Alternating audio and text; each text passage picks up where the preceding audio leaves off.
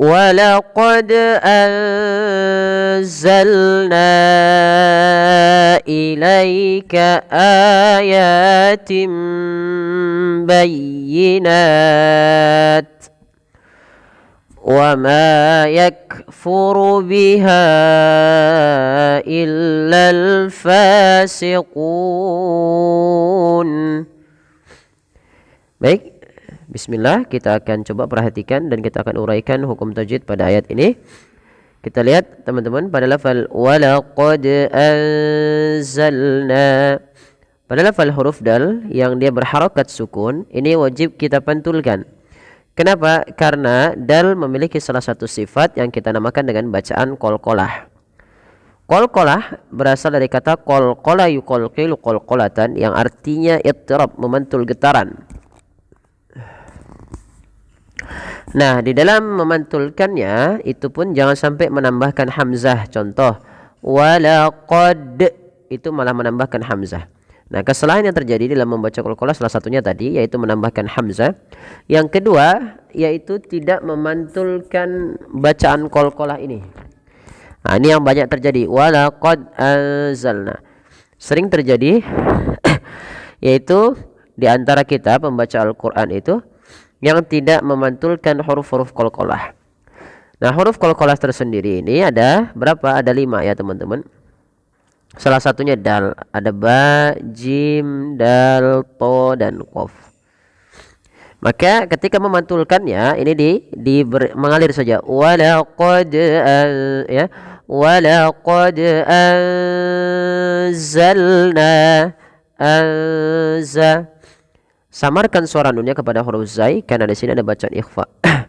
Yaitu kita menyamarkan nunnya kepada huruf zal dan kepada makhraj daripada huruf zai. Makhraj zai itu sama sebagaimana sin dan shad ya. Shad, sin, zai itu sama lidahnya. Za, sa, so ya. Cuman yang membedakan adalah pangkal lidahnya. Maka anzalna. Kemudian berlafal anzalna ilaika. Pada lafalna wajib kita panjangkan sepanjang 4 atau 5 harokat. Kenapa? Karena ia merupakan bacaan yang kita namakan dengan mad jaiz munfasil. Yang dimana mad ini terjadi apabila ada mad tabi'i, nah awalnya 2 harokat bertemu dengan hamzah setelahnya. Dan hamzah tersebut pada lain kata, atau bisa kita singkat juga apabila adanya huruf hamzah yang datang setelah huruf mad. Nah, di sini huruf madnya adalah huruf alif. Maka wajib dipanjangkan 4 atau 5 harokat menurut riwayatnya Imam Asy-Syatibi. Imam Asy-Syatibi. Walaqad anzalna ilaika ayat.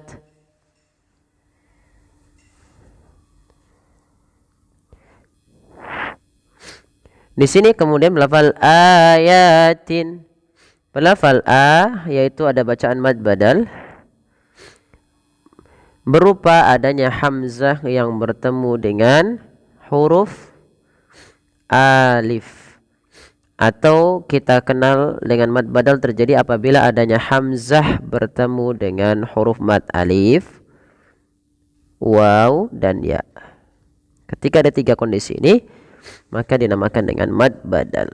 Panjangnya berapa harokat? Panjangnya sama dengan mad tabi'i 2 harokat.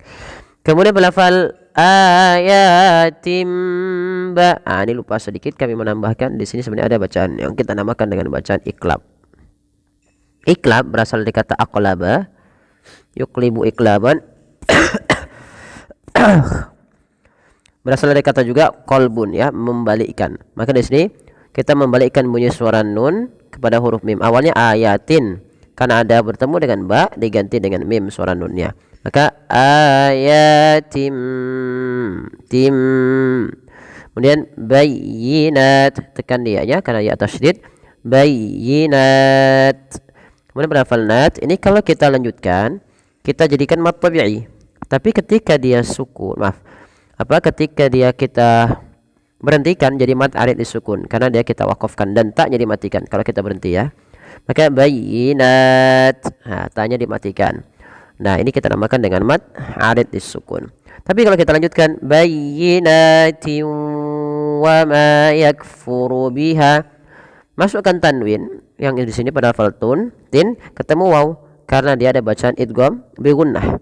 Yaitu cara membacanya memasukkan suara tanwinnya kepada huruf waw. Bayinatin wa bayinatin wa. Nah, seperti itu. Baru dilepas.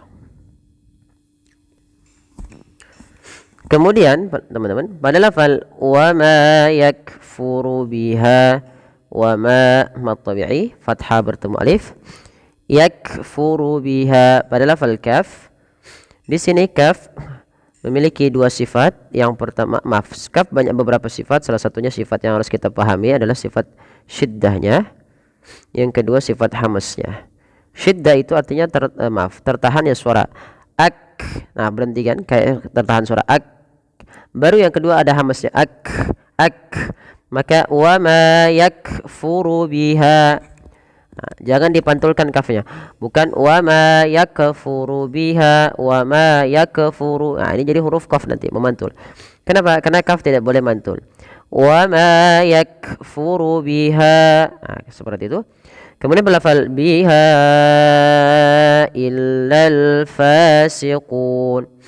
Lafal ha ini juga wajib kita panjangkan sepanjang berapa harakat? 4 harakat, karena ini sama sebagaimana walaqad anzalna, yaitu ada bacaan namanya kita namakan dengan mad jaiz munfasil ya teman-teman. Mad jaiz munfasil yaitu ditandai dengan adanya hamzah yang datang setelah huruf mad. Itu di sini huruf alif. Kemudian illal fasiqun, alif lam. Ya, di sini illalnya tekan illa, bukan ilal fasiqun tapi illal. Lam yang kedua dibaca dengan jelas karena di sini ada alif lam qamariyah.